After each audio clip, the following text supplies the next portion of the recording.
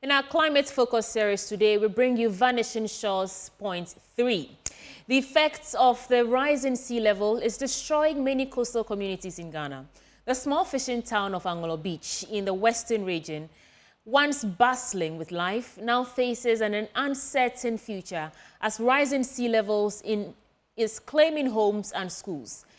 This is today's episode of Climate Focus series on Vanishing Shores. Abui Koku Mauto takes us to the Anglo community grappling with the devastating impact of the tidal waves. 52-year-old Kennedy Atipo is an inland fisherman and a community leader in Anlo Beach. Like him, many of the elders in this town have their basic education in the Anlo Beach Methodist Primary School. We do play volley and football inside here. When it is time of game, the athletics, we do all here. This school has been raised down by rising sea tides. The over 500 students have been moved into makeshift structures put up by the community members.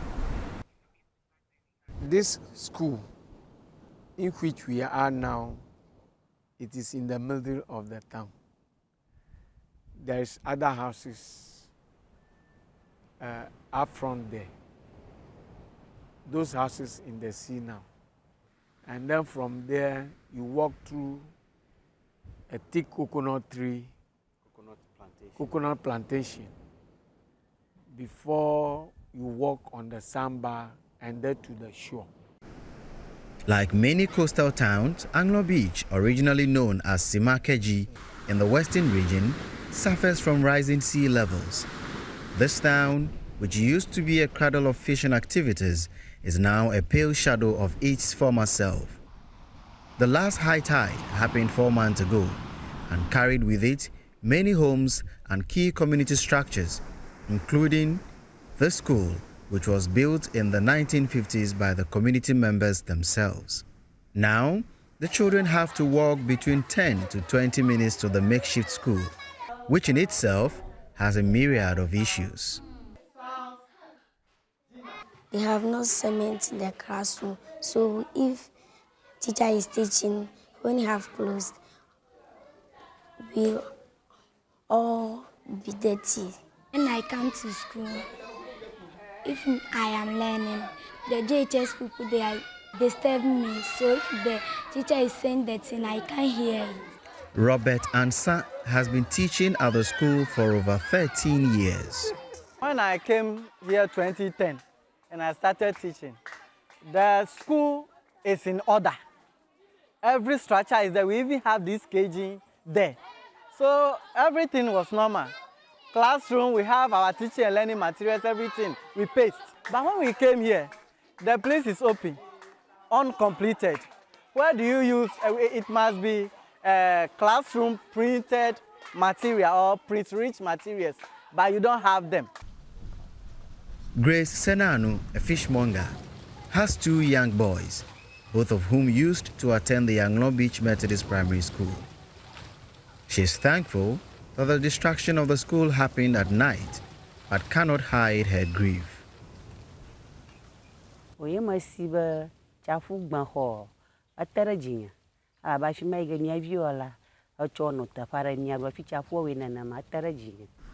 Christian Havon grew up in Anlo Beach. He attended the Methodist Primary School, and his child is there now. His voice echoes the plea of the entire community. Completely. For example, Christmas time room, they refuse to go. So our sea must be defended. Approximately 25% of Ghana's population lives in coastal areas. Between 2005 and 2017, rising sea levels claimed almost 37% of the nation's land area. The World Bank Group's Country Climate and Development Report for Ghana estimates that at least 1 million more people could fall into poverty due to climate change.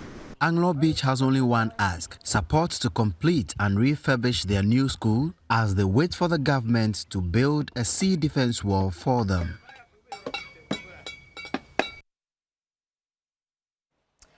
Let's broaden the conversation and speak to Albert Derek Fiatu, who is the executive director for the Center for International Maritime Affairs, Ghana, for more on this. Mr. Derek Fiatu, thank you for joining the conversation. You're on the AM show. Thank you very much, and good morning to you and our viewers. Good morning. I was a bit confused when I saw the Anglo community in Western region. I thought they were talking about Volta region, but indeed there's an Anglo community in the Volta region. And I mean, this community is asking for a sea defense to deal with the tidal waves that is destroying their homes. How effective are sea defense structures in mitigating the impacts of rising sea, and are there limitations to their effectiveness? Thank you very much. Yes, there are limitations to their effectiveness, but I think it's a good call for the people to be asking for the sea defense wall to be erected as a means of protecting them temporarily. We have kept saying that the sea defense wall erection is not a permanent solution to coastal erosion and tidal wave destruction, but a stopgap measure that is adopted across board to be able to contain the situation. And so if the sea defense wall is erected, then we can plan properly and make sure that we put up a proper solution, a more effective and efficient green technology to cater for the situation. So a sea defense is not, the wall is not a permanent solution to the problem? No, it's not. It's not a permanent solution. It's only a temporary measure. Last week, we were talking about the Volta region, that is the eastern coast. You know, the country has about 550 meters coastline, which is segregated into three geomorphic areas: the western, the central, and the eastern, which is the Volta one we spoke about last week. Yeah. And we have seen sea defense walls erected in some of these areas, but the outcome has not been so good. Even though immediately it solves or contains the situation in a bit, permanently it causes a lot of damage to biodiversity and marine environment. So could there be any unintended consequences in constructing a sea defense wall for that ecosystem? Could it impact any economic activity over there? Of course, yes. You know, our people are mainly into fishing. And so when the marine environment or coastal biodiversity is destroyed and rocks are placed along the coast to defend the ocean, which doesn't really work, they lose their livelihoods because they are not able to go fishing the way they used to do it. And so the impact on economic activities is grave. And so, of course, we can say that, yes, they should come in with a sea defense wall, but it shouldn't take long for a permanent solution to be looked at to be able to address the situation. What are these permanent solutions you talk about? We are talking about some green technologies that has been adopted across the world.